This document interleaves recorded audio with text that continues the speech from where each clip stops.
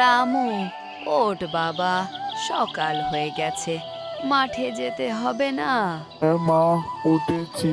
পরিশ্রম করলে ভগবান কাউকে খালি হাতে ফেরান না।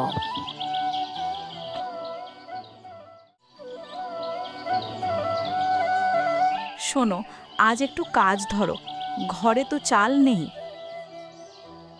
কাজ করে পেট চালানো বোকাদেরই কাজ। চালাকি জানলে কষ্ট করতে হয় না। এই চালাকি একদিন সর্বনাশ করবে। দেখা যাবে।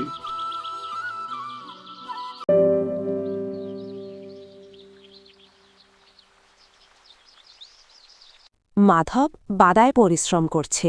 এই জমিটাই আমার ভরসা, সততার ফল একদিন পাবই।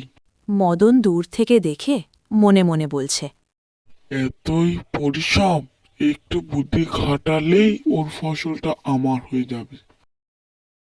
রাতের অন্ধকারে মদন চুপি চুপি আসে।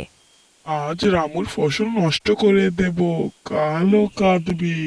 সেই বিষ মেশানো জল জমিতে ঢালে। রামু তার জমিতে এসে দেখে কি তার ফসল নষ্ট হয়ে আছে। হে ভগবান, কার এত হিংসা, আমার ফসলটা নষ্ট করে দিয়েছে। তখন রামুর মা আসে। মন খারাপ করিস না বাবা, সত্য একদিন বেরোবেই। মদন ও তার স্ত্রী তাদের নিজেদের জমিতে যাচ্ছে। মদনের জমিতে পোকাতে সব নষ্ট করে দিয়েছে। সব শেষ হয়ে গেল, আমার সব শেষ হয়ে গেল। এই তো বলেছিলাম, খারাপ কাজের ফল খারাপই হয়। মাধব ওই রাস্তা ধরে যাচ্ছিল, তখন মদন তার পিছনে পিছনে আসে ক্ষমা চাওয়ার জন্য।